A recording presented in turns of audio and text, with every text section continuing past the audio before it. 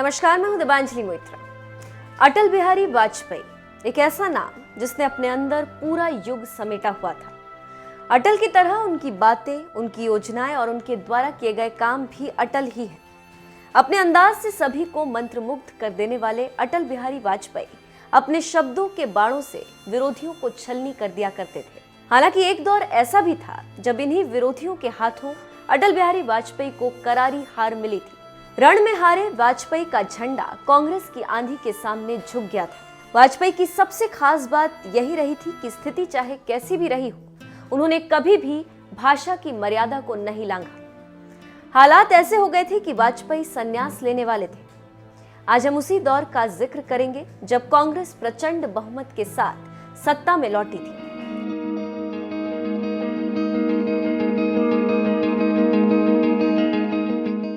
लोकसभा में उसके 426 सदस्य थे, जबकि बीजेपी के सिर्फ 2 सदस्य थे। कांग्रेस की टक्कर में दूर दूर तक कोई नहीं था।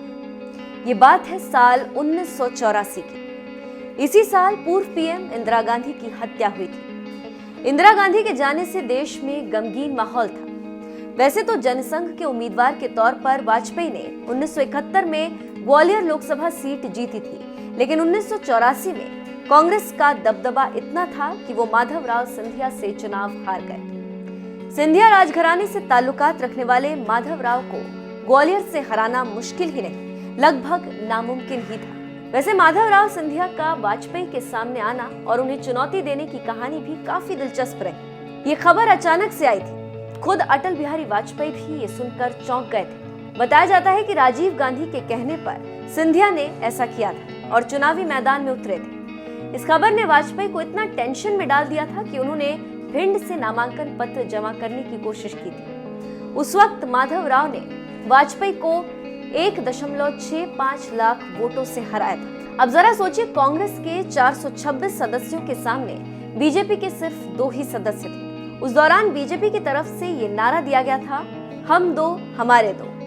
ये नारा परिवार नियोजन के लिए दिया गया था। बस इसी नारे का इस्तेमाल कर राजीव गांधी ने बीजेपी की खूब खिल्ली उड़ाई थी। उस वक्त सभी ने जमकर ठहाके लगाए थे। उस वक्त वाजपेयी पार्टी के अध्यक्ष थे और उनके लिए ये वक्त बेहद शर्मसार कर देने वाला था। वो इस हार से इतने बेचैन हो गए थे कि उन्होंने पार्टी पद से इस्तीफा देने की पेशकश की थी। हालांकि उनके इस्तीफे को अस्वीकार किया गया था। 1984 में वाजपेयी को ऐसी हार मिली कि वो फिर ग्वालियर से कभी नहीं लड़े।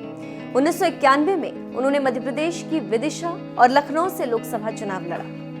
दिलचस्प बात रही कि उन्होंने दोनों सीट जीत ली। हालांकि फिर उन्होंने विदिशा की सीट छोड़ दी और लखनऊ सीट को अपना लिया। फिर वो 5 बार इस सीट से जीते। लेकिन वो कहते हैं ना, वक्त का पहिया लौटता है। 1984 में 2 सीट से शुरू हुआ बीजेपी का सफर दिनों दिन बढ़ता चला गया।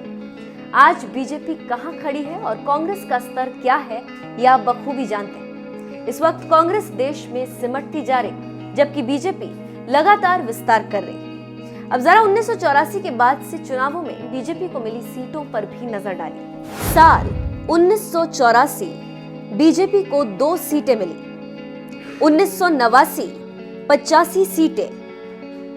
1991 में 120 सीटें। 1996 में 161 सीटें। 1998 में 182 सीटें। 1999 में 182 सीटें। 2004 में 138 सीटें। 2009 में 116 सीटें। 2014 में 335 एनडीए, बीजेपी 282 सीटें, सहयोगी 53 सीटें।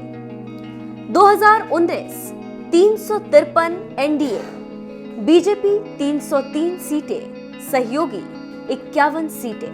बहरहाल अटल बिहारी वाजपेयी से जुड़ी ये खबर आपको कैसी लगी, कमेंट करके अपनी राय हमें जरूर दें।